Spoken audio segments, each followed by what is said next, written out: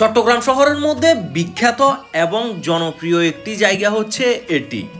আসসালামু আলাইকুম, আজকে চলে আসলাম চট্টগ্রাম শহরের জনপ্রিয় একটি জায়গায়। আর এখানে আসার মূল উদ্দেশ্য হচ্ছে এখানের পিঠা খাবো আর এখানে কি কি আছে দেখবো। উপভোগ করতে থাকুন ভিডিওটি, দেখতে থাকুন এখানকার সৌন্দর্য। ভিডিওটি ভালো লাগলে অবশ্যই শেয়ার করবেন এবং পরবর্তীতে এমন অসংখ্য ভিডিও পেতে আইডিটি ফলোইং করবেন। চট্টগ্রাম শহরের ফুসফুস বলা হয় এই জায়গাটিতে। এটি হচ্ছে চট্টগ্রাম শহরের মধ্যে প্রাকৃতিক সৌন্দর্যে ঘেরা শীতলতম একটি এরিয়া। যদিও একটা সময় এখানে প্রায় আমাদের আড্ডা দেওয়া হইতো, কিন্তু কালের বিবর্তনে অনেক কিছু আসলে বিলীন হয়ে যায়, যেমন তেমন বন্ধুত্ব থেকে শুরু করে অনেক কিছুই আসলে চেঞ্জ হয়ে গেছে। তাই তেমন একটা এখানে আর আসা হয় না। যেহেতু এখন শীত পড়তেছে, শীতে একটু পিঠাটা সবার প্রিয়, তো শীতল পিঠা বিভিন্ন ভর্তা দিয়ে ট্রাই করলাম, তারপরে ভাপা পিঠা খাইলাম।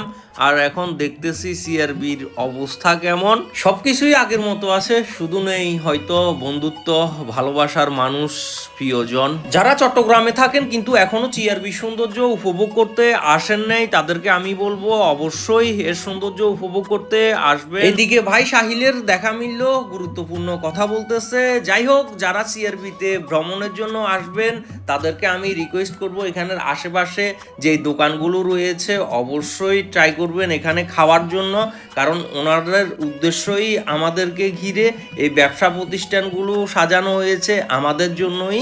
ধন্যবাদ, ভালো থাকবেন।